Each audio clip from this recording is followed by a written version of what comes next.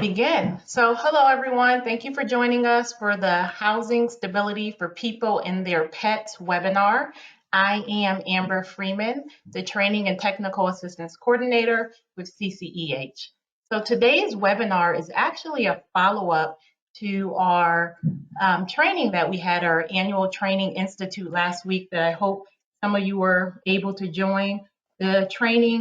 The panel was focused on changing the narrative that pets are a barrier to housing. So today we just want to continue that conversation and provide you with additional information on it. Before we begin, I just want to go over some housekeeping. So because this is a webinar, you all are all muted, but you can type in any questions that you have at any time during this webinar in the questions box, and we'll be sure to answer it at the end of the webinar.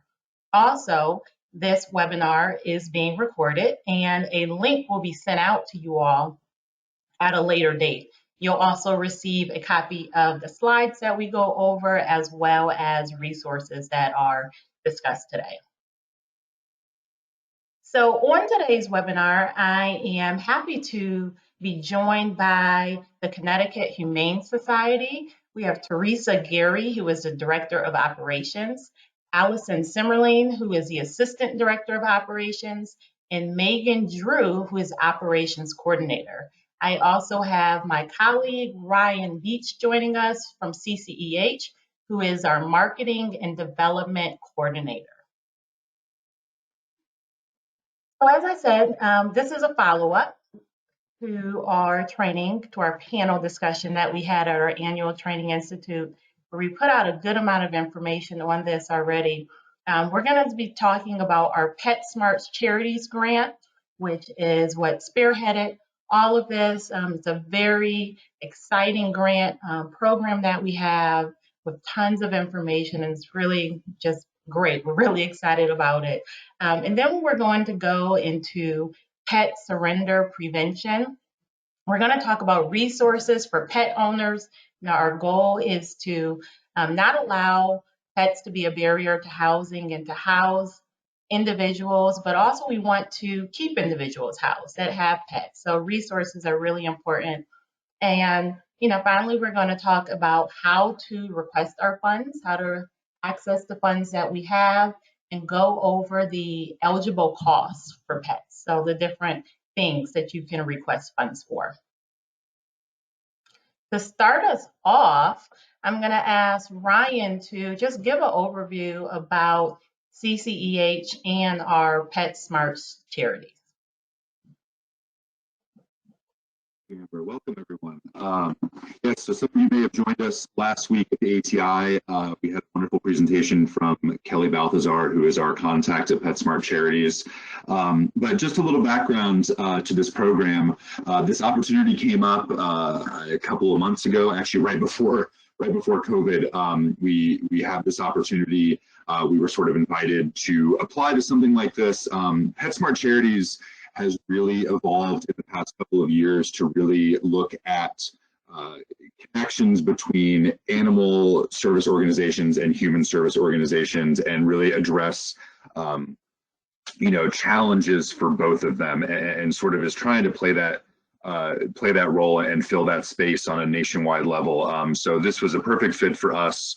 We looked at this application and we said, this is really the exact same structure as our existing emergency assistance funds, which we have for families and individuals. So we really structured it that way, as a truly flexible but one-time emergency assistance plan for families and individuals who are right at that front door of shelter, or have a lighter touch intervention, where lighter touch intervention is possible to resolve their housing crisis, but specifically those households that have pets as a part of this. And it grew a little bit.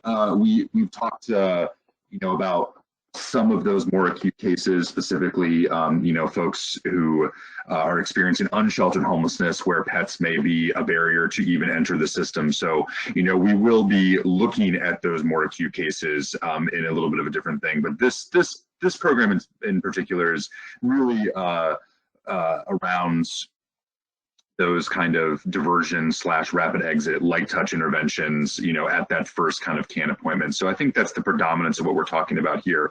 To be clear, we received $50,000 in emergency funds. All of that is for this purpose. So, not an infinite pool of money, but hopefully a pretty good amount. And one of the really cool things that we got an opportunity to do here is PetSmart really wants to work with us once we run this program for a year and have these funds available for a year to really build a case study for this and show on a statewide level what an emergency assistance fund like this for households with pets is capable of, and how much impact we can have with those one-time emergency assistance funds to keep people in their homes or get them housed quickly from homelessness, and really just remove pets as a barrier. So once this program comes to a conclusion and we've spent down all the funds, we'll then really take a lot of data and try and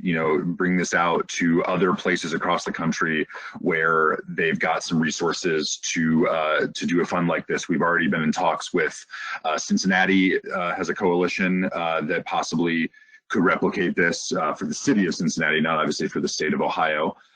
So there's some really exciting stuff in the future, and we really view this as hopefully a multi-year project, and really embedding this in our existing ongoing homelessness prevention efforts. And really, we know sort of anecdotally how much trauma this can cause for families who are experiencing homelessness to be separated from their animals.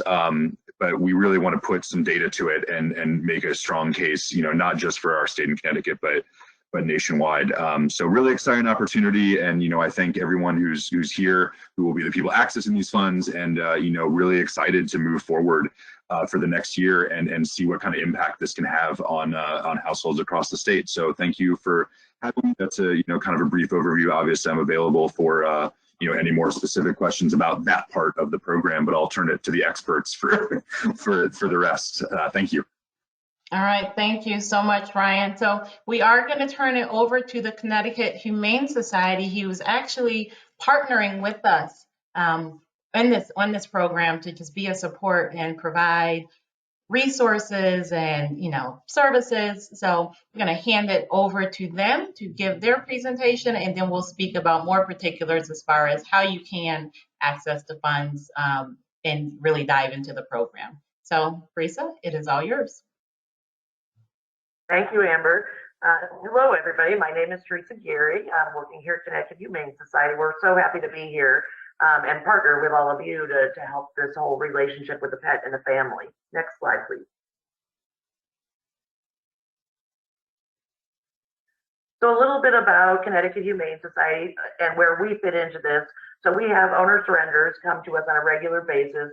In 2019, the second most common reason for surrender was moving. And we don't ask any further questions of what that really means. So that's the label we use. But it certainly could affect other evictions or homelessness or other things. And so we will start to dig in as an organization as well.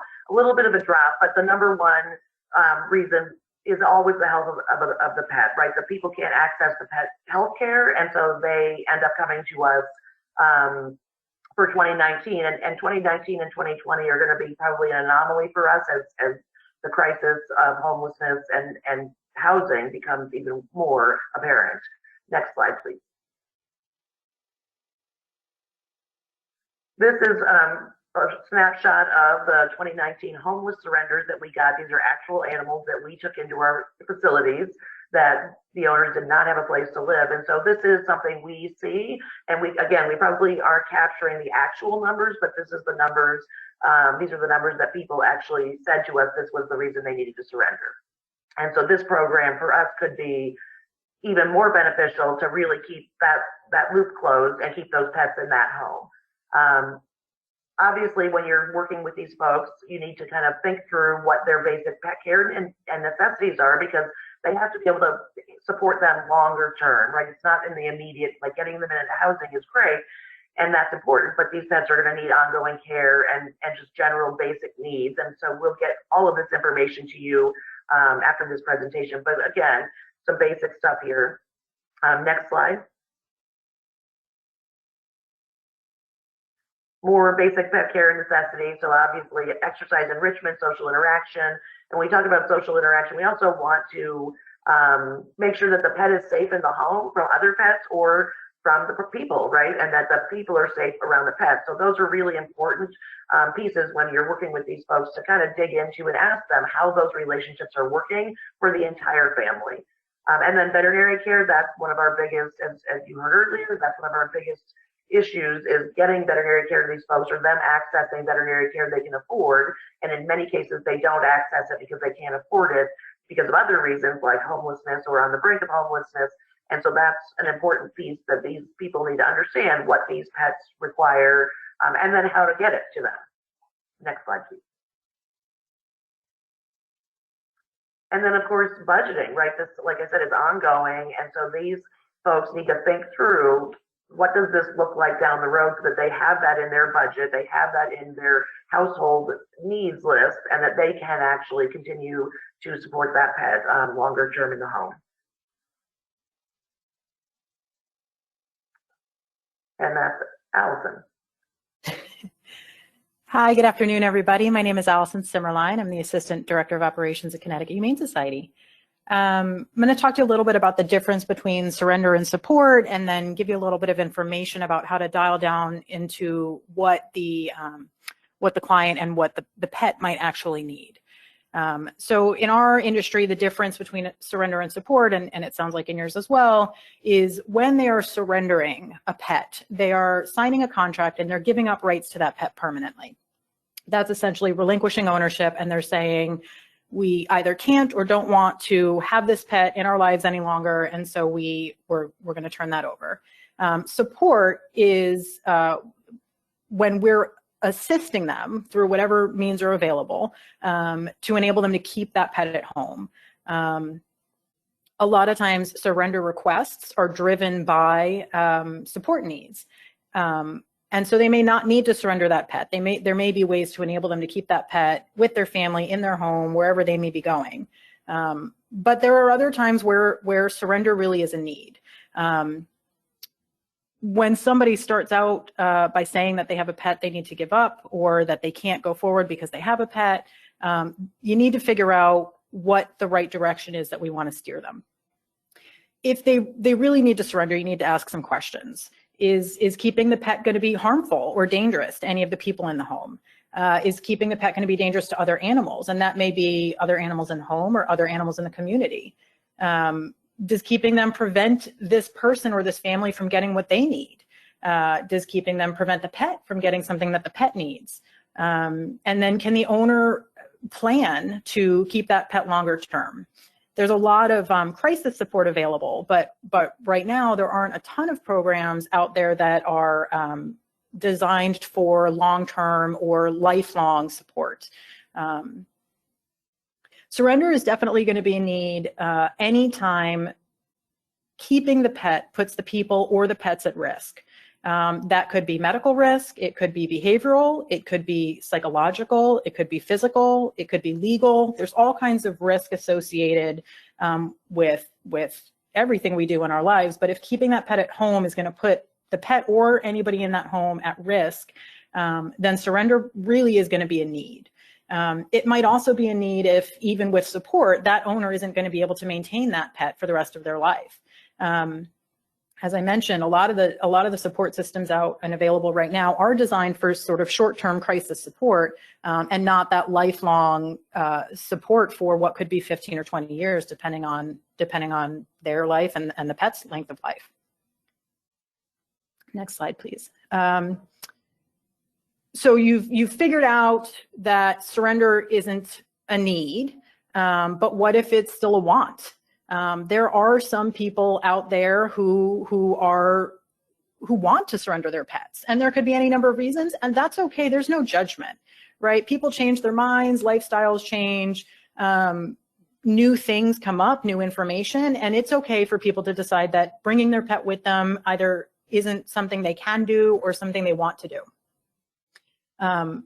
We also have to recognize that sometimes by the time an individual has requested surrender of their pet, they may be at the end of an emotional journey where they've already started to process that, digest that potential split and sort of emotionally gear up for that separation.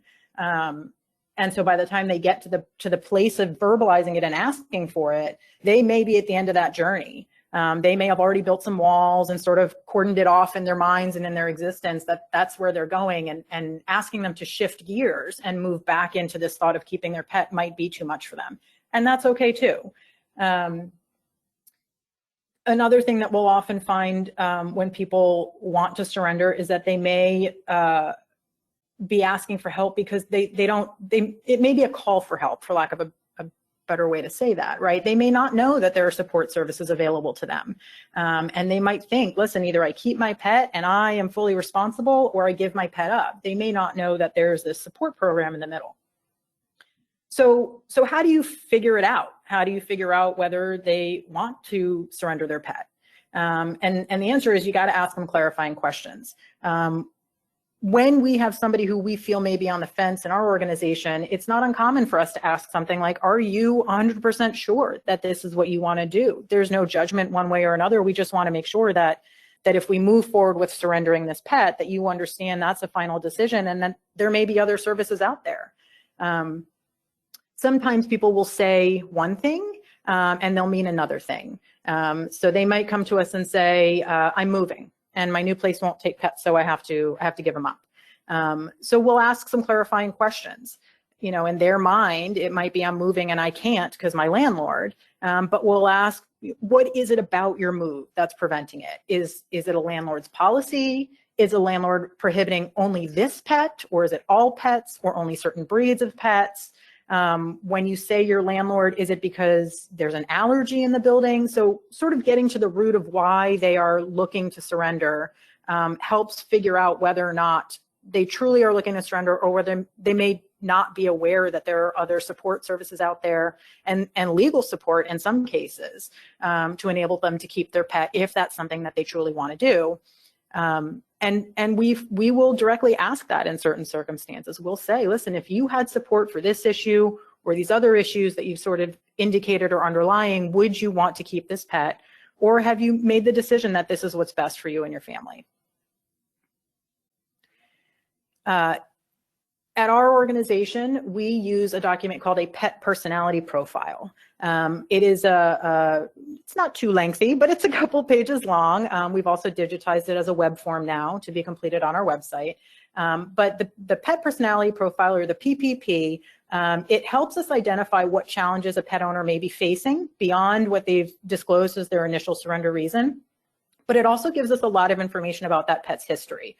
What routines are they used to? What food are they used to? What veterinary care have they had? What's their behavioral history? Is this a pet that has a history of being destructive in the home, or being fearful of new circumstances?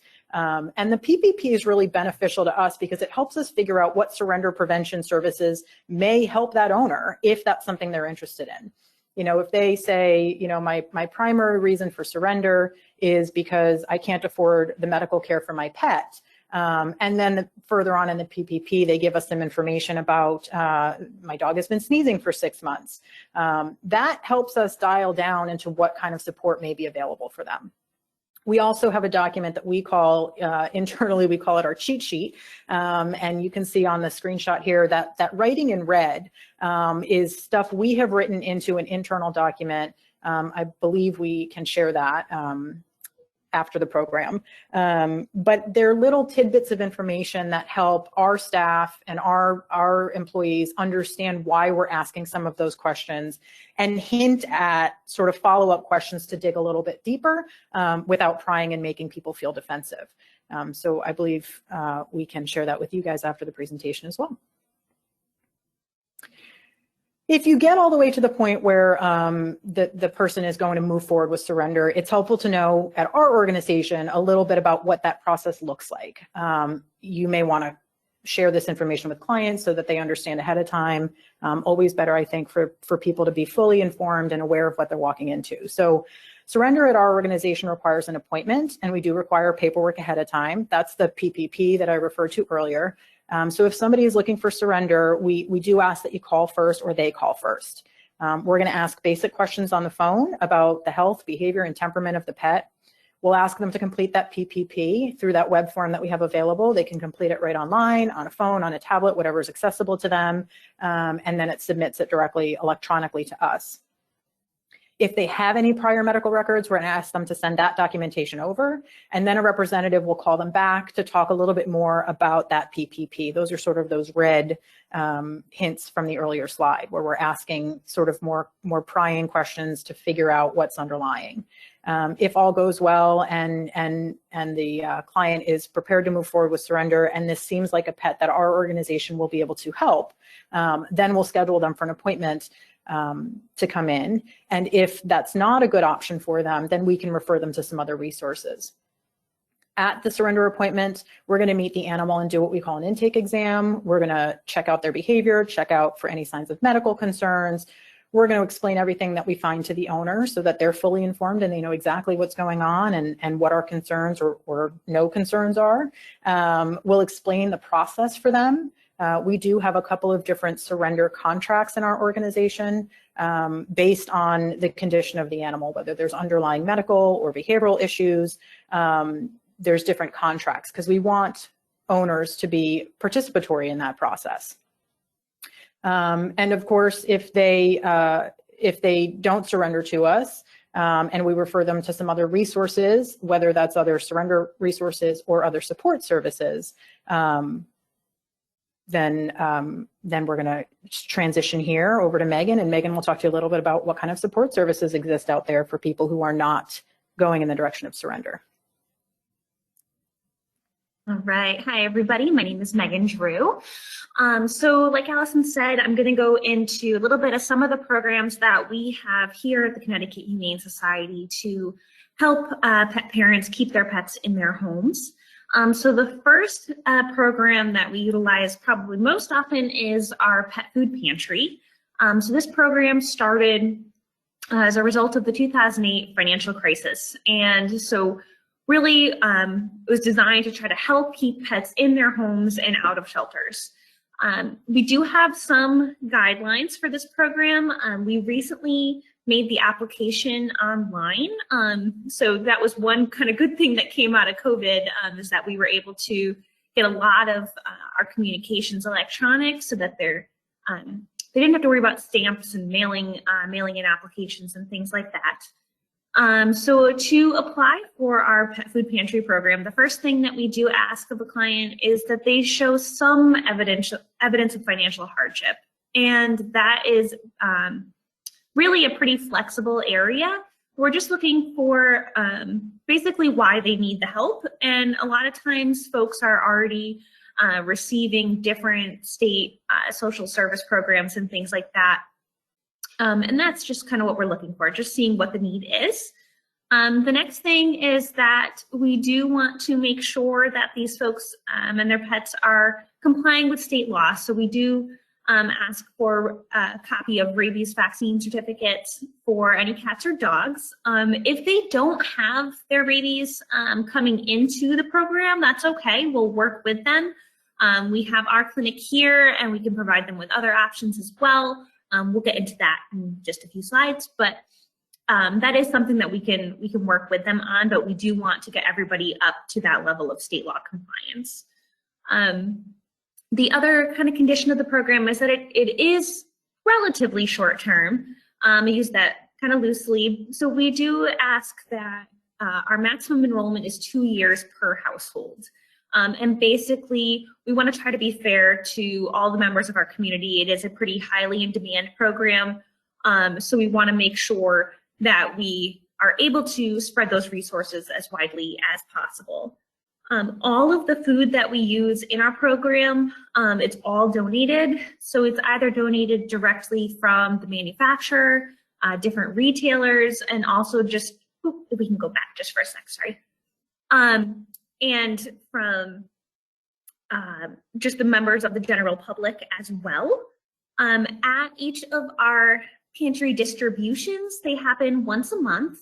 So we do ask that the client comes to one of our 3 locations. We're in Newington, Waterford, and Westport. And we try to provide them with a full month's worth of pet food at each of those pickups. It's not always possible because, like I said, it's based on what donations we receive, but we're usually able to do that. One other condition that we have is that we ask that they don't add more pets to their home while they're receiving assistance from us. And basically, right, we want to try to get them back on their feet with the pets that they currently have. One other kind of interesting thing that's come out of COVID, we've seen some folks that weren't able to travel to us. And what we were actually able to do was through some grant opportunities, which we'll talk about in a sec, send them coupons directly to their home. So then they could use those to buy food, as they did their regular grocery shopping, and they didn't have to make a special trip out to us, which is also helpful for those, that maybe don't have transportation. We also, through our pet food pantry, we can help with some basic pet care essentials. So, we've had folks where they're going into domestic violence shelters, things like that, and they've kind of left with nothing for their animal, and so they've been able to reach out to us, and we can kind of get them through some of those basic necessities, like Theresa talked about in the beginning. So the basic supplies, so they don't have to max out their funds in that area. Perfect, thank you. Next slide. All right, so with COVID, we were able to kind of get a new partnership going with Greater Good. They reached out to us right at the start of COVID and selected the Connecticut Humane Society as kind of the hub for pet food needs throughout the state. So through the state's emergency response network, requests could come in to us, and we would do our very best to fulfill those needs. And those were coming in from both human avenues and animal avenues. So we saw a lot of individual clients, but then a lot of community groups as well. So far, just this year, we've distributed about 6,500 pounds of food and almost 7,000 cans of food to pets. For September of this year, we currently have 39 families that are enrolled. That's feeding 74 pets a month.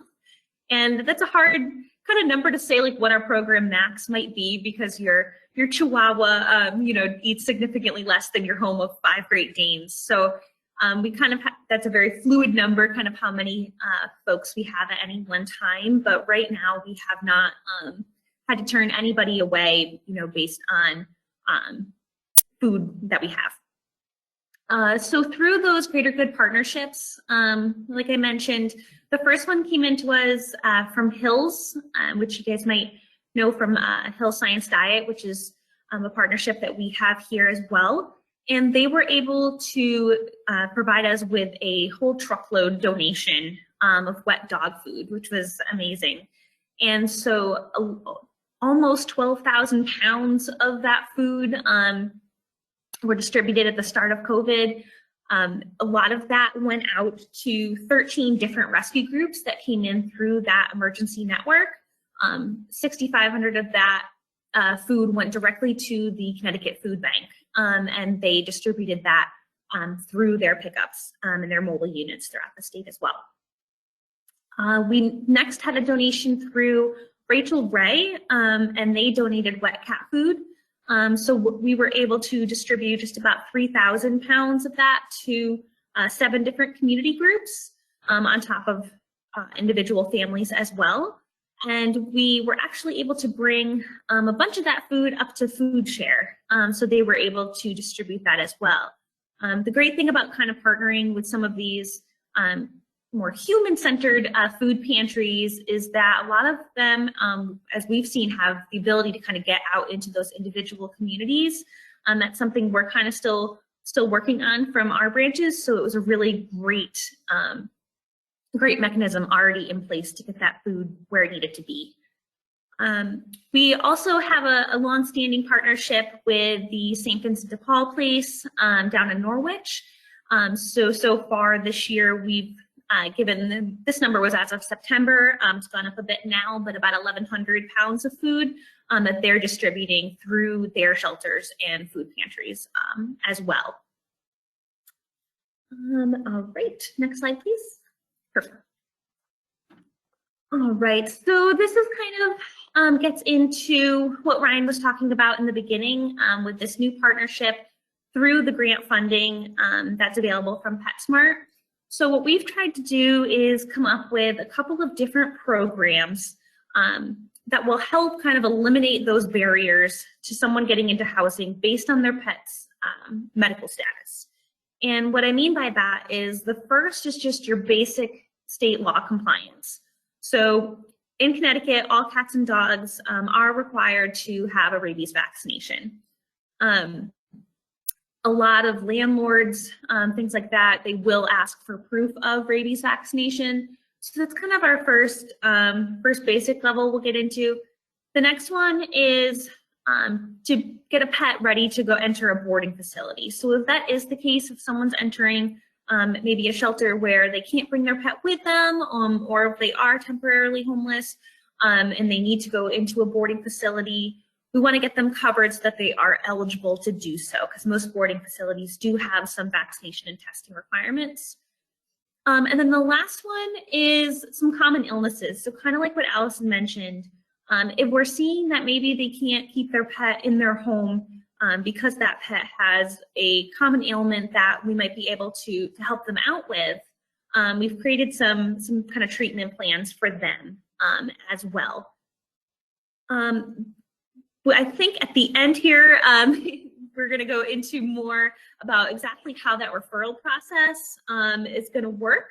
So Amber will go over those qualifications, but we'll get into a little bit of what each of these plans might be able to cover. All right, so like I said, the first one is that state law compliance. So that would include a wellness exam and a rabies vaccination. That's kind of the most basic need. All of the prices that you'll see along with these packages, these are based on what this costs at our Fox Memorial Clinic, which is our low-cost veterinary clinic that's part of the Connecticut Humane Society.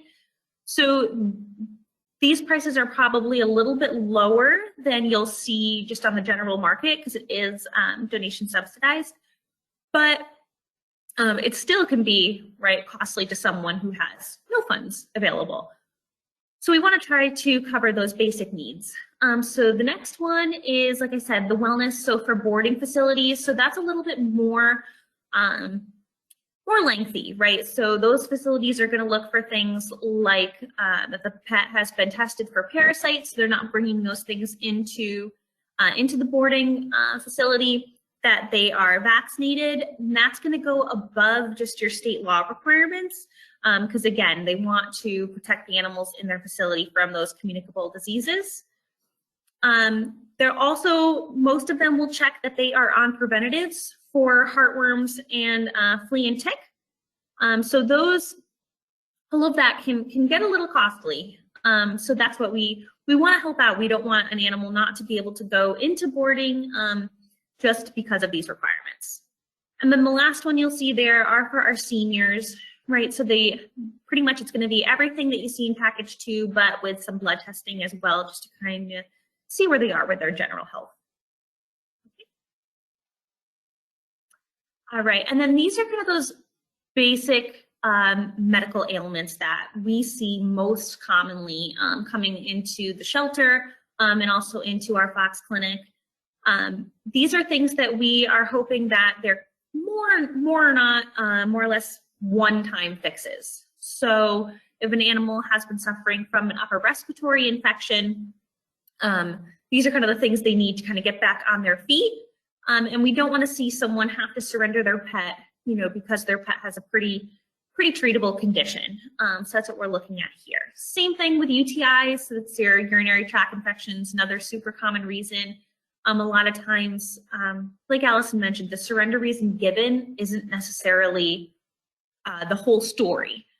So in these cases, right, we might hear someone that needs to surrender their pet because the pet is urinating around their house, right? And that might be behavioral, it might be environmental, but it also could be a medical reason, right? And so sometimes it's just they just need treatment for a urinary tract infection, and that can solve that problem for them. And then a lot of times we see, especially with our pit bulls, is some skin allergies. So that's another very common issue, and that can get pretty costly with prescription diets and different medications. So we can kind of help them kind of get that process started. But that one, they are going to need to make sure that they're budgeting in those special diets and medications going forward.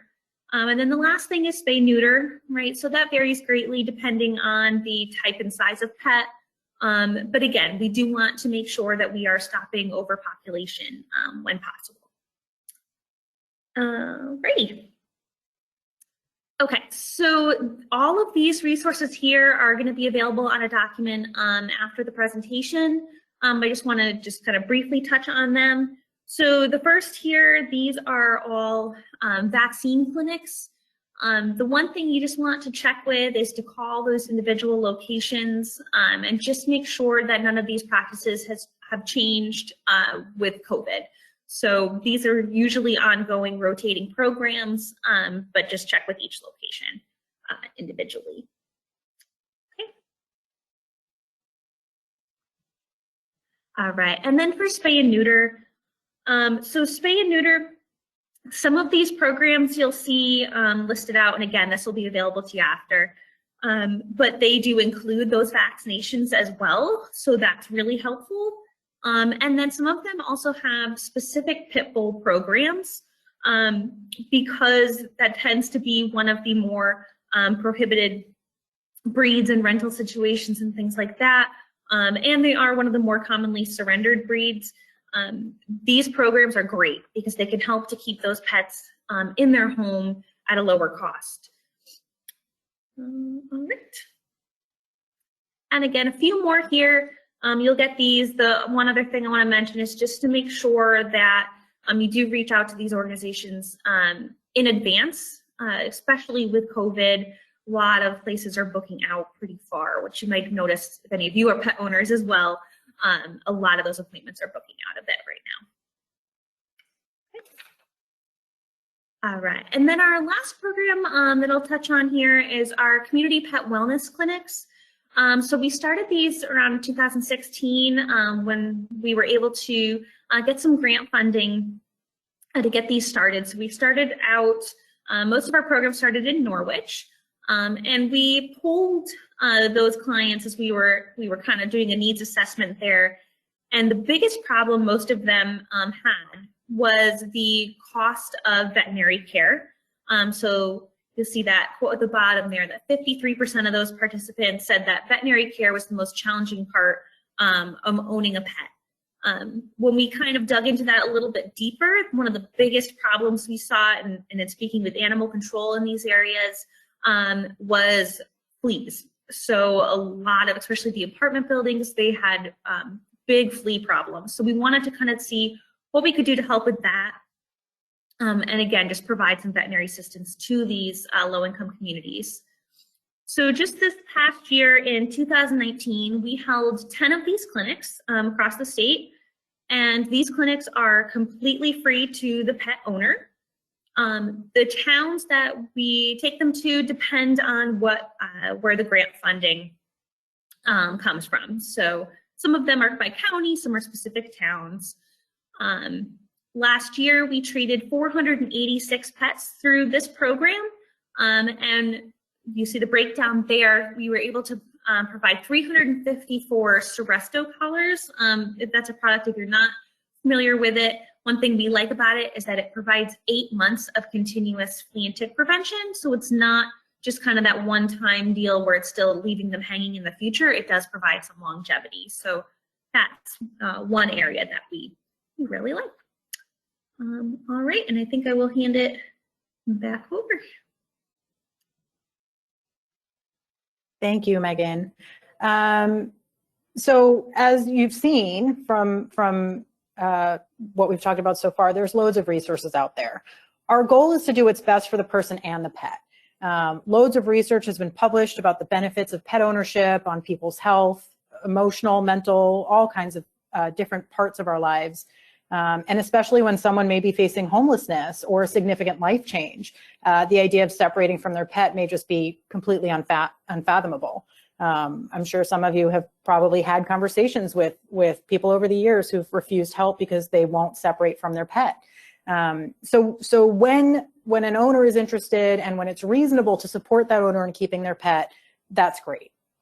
You can see that there's lots of resources out there to support that. But we also need to remember that there needs to be a long-term plan.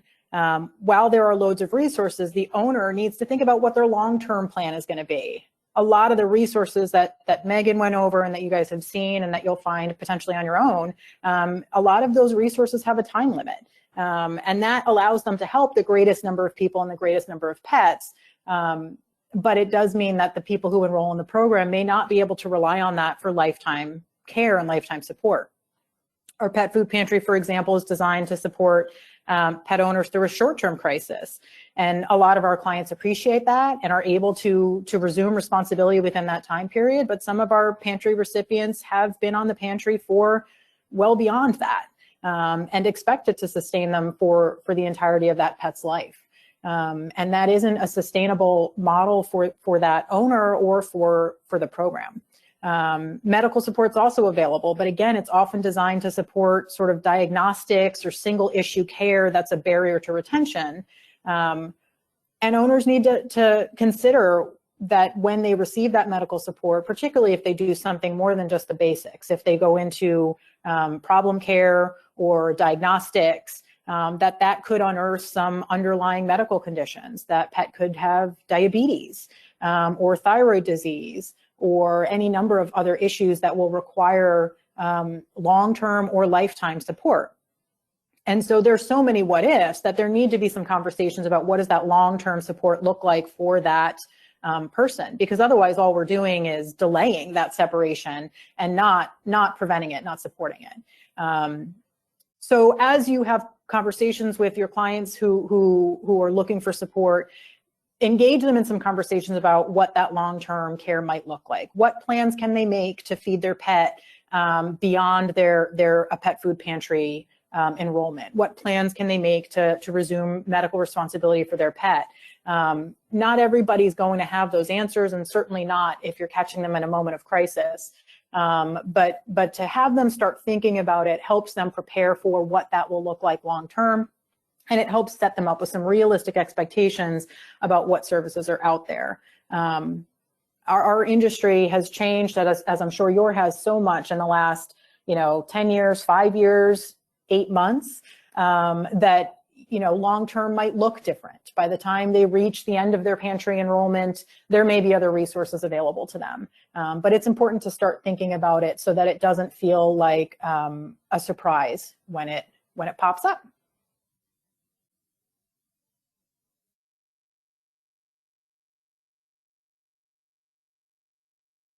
And we obviously are super excited about the ability to work with all of you to create this network that really closes the loop for these families. As we build this program, it's so new. The next slide shows all of our contact information, and we will be your contact. So if you have a question and you're not sure, please don't hesitate to reach out.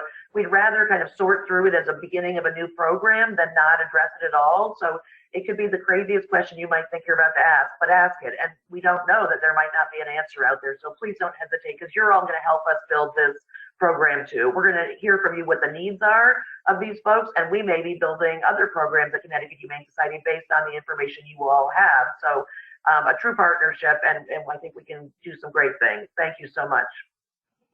Thank you. Thank you all so much for sharing that information. And I know I am very excited about our partnership that we have. It's going to make a lot of individuals as well as pets, very, very happy. Our goal is to house individuals with their pets. Too often we see that individuals are turning down housing opportunities because they have a pet and they're not able to board them or move forward or surrender them. So they're turning down their housing opportunities. And we want to just make sure that we keep them together so that we can house individuals as well as continue to keep them housed by providing the resources and the veterinary care and other assistance.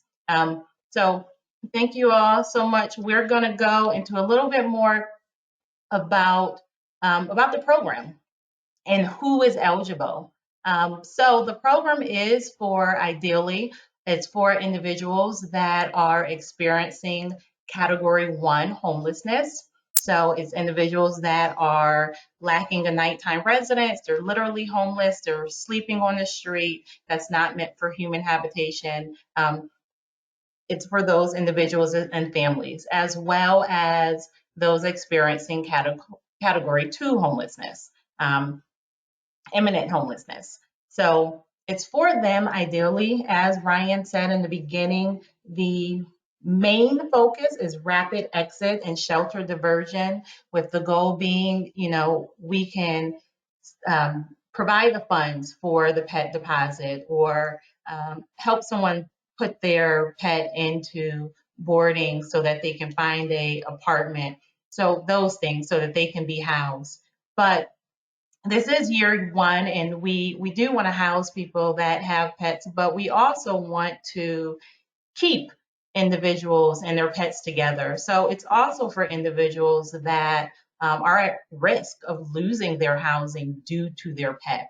Now, of course, the main focus is rapid exit and shelter diversion to house people, but we do know that sometimes someone that already has a pet can be having a difficult time. Maybe it can be behavioral concerns with the animal, or they don't have the proper certification that's requirement, or rabies, or someone may need to put their pet into boarding for a bit so that they can take care of their mental health or substance abuse.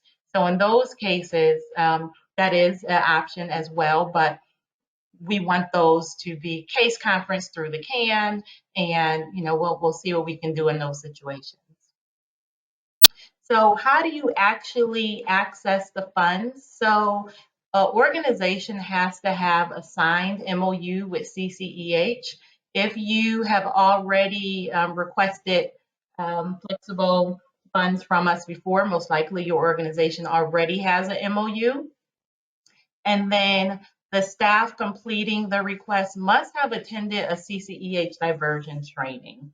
Now, we want this to, as Theresa said, have those diversion conversations, seeing are there any other options for someone besides just giving up their animal.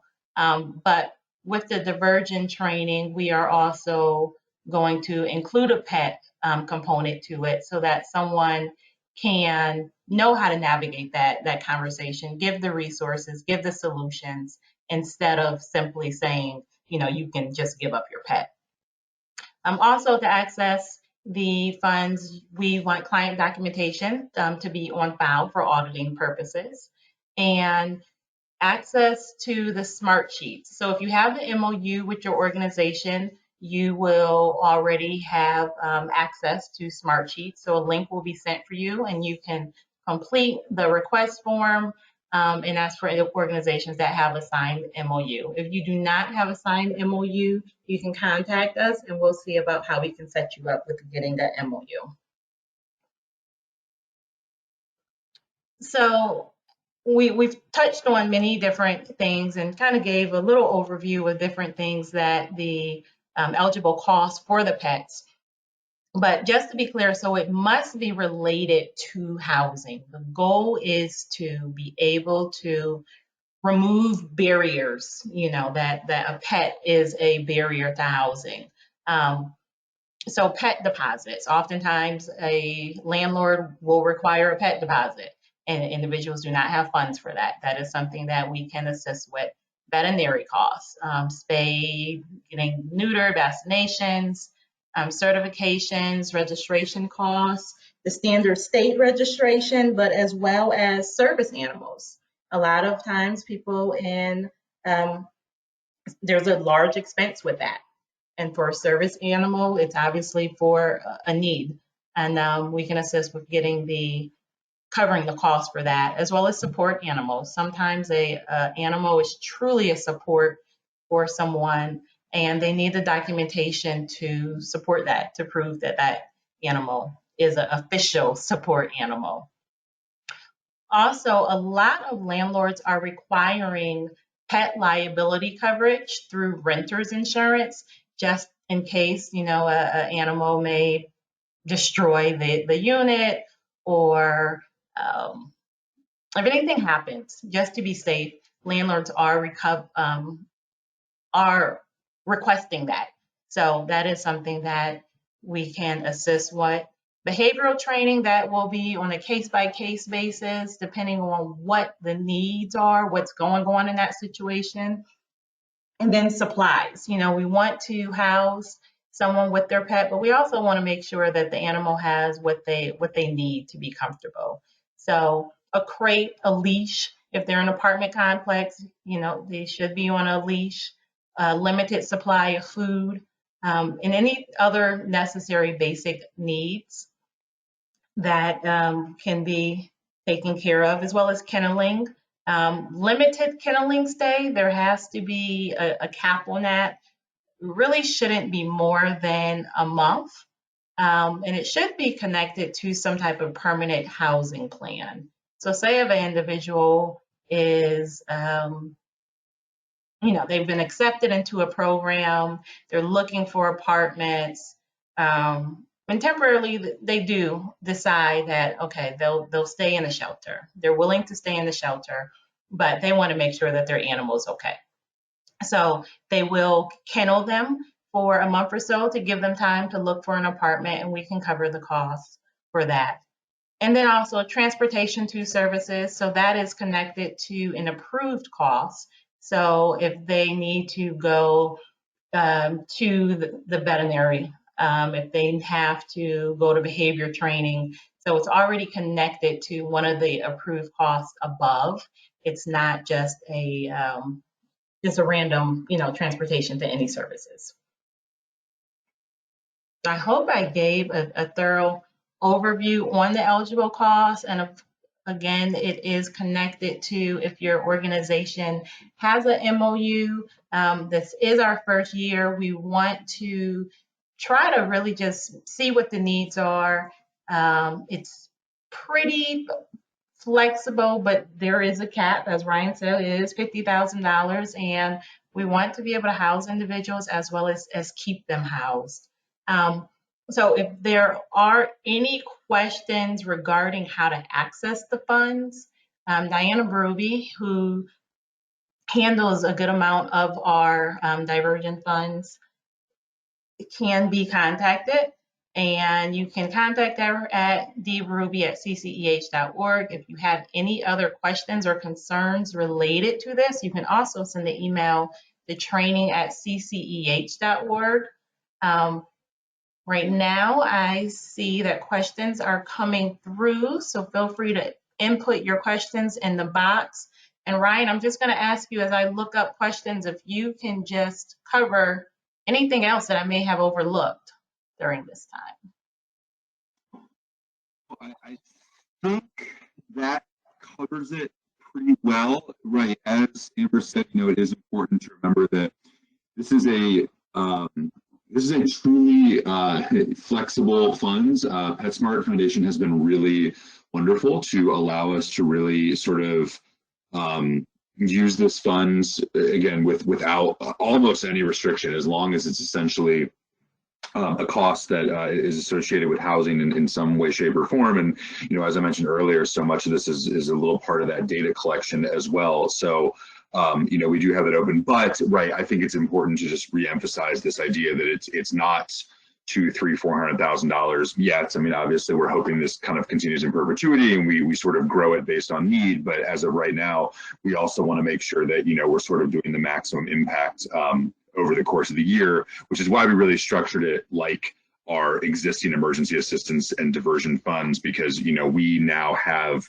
5-6 years of pretty good data that really shows how much impact those light touch, one-time emergency assistance interventions can be on longer term, you know, returns to homelessness, and those recidivism rates being relatively low. So I think that, you know, in this coming year, we're really going to focus on that, but we do want to make sure that, you know, even if you've got a case that's not eligible, even if you've got this more acute case, you know, we really want to make sure that we're capturing that data, because that's what'll, if we can resolve it, even better. But if not, it really is what will help us make the case going forward for this fund possibly expanding, for really sort of looking into those bigger questions to move it into existing people who are really currently homeless, possibly even chronicity, obviously unsheltered. So there's a lot of different areas that we can go with this. So we do want to make sure that we're tracking this data, even if it's a case we can't resolve. But beyond that, we're really excited just to get it off the ground and start getting cases in and start getting money out the door. Great, thank you so much. So I have several questions that people are asking if they're going to have access to the slides and the resources. Yes, I will. This has been recorded, so the recording will go out, as well as the slides and the resources that you've seen, as well as the ones that they spoke of. They gave us a good amount of resources, so that will be sent out. We do have a question for how long does it take from submitting an application to approval? I will say that Diana is amazing with, completing these funds requests very, very quickly. It is a new program, so give us some time. We may have some bumps in the road, but I don't see it taking very long. I'm going to say maybe average about a week time. You will have a response. Let's see, there is also another question where maybe Theresa and your team can answer, as far as how do you handle if someone wants to surrender their pet. They want to surrender their pet, but they are not truly convinced. Does your staff kind of have a conversation with them and offer support? And also, once they surrender it, is there a time frame that maybe they can, if they change their mind, if they can get their pet back? So two questions, great questions, both of them. So the first one is, yeah, they can certainly call our main number and chat with our staff, and we can kind of counsel them through what the right path is. Because sometimes I understand that that's a really confusing decision to make. So for sure, just call our main number. You can find it on our website, lots of resources on our website as well, and we will work with them through that. The second question is also a great question, and generally we are not an organization that returns pets once they're surrendered. We certainly have entertained that in the past, but that makes us more of a boarding facility. So when we counsel people for surrender, we make sure that the surrender is really the right option, because for that person, maybe boarding or some form of foster is a better option than surrender. So we want to make sure that really, before they surrender it, that they're absolutely sure that that's the right thing to do, because we don't have any guarantee how long that pet will be here. If it's ready to go, it could be adopted the next day into a new family, and that's not fair to a new family to try and recall a pet back. So again, I think both of those really are, let's have a conversation with those folks before they surrender. Great, thank you. We have one more question where someone's asking if there are plans to grow the program into New Haven County, especially the Valley area. So I guess, Ryan, if you can just speak to what areas does this cover? Yeah. So it's already there. This is a statewide program. So this is available for any provider across the states. And in terms of growth, again, we're really looking at this first year as a pilot year. Making sure we've got a proof of concept here, making sure we accurately identify what the needs are. We're basing this on some anecdotal evidence from some canned consultation we did ahead of this program. But yeah, New Haven is absolutely in the running right now. So if you've got cases, if you've got clients, please apply. Yes, and I don't remember, I just want to make sure I did mention, if it is someone that is coming from homelessness, experiencing homelessness right now, the starting point would be 211. The referrals will come from 211, and that's how they will gain access to the actual application in Smart Sheets.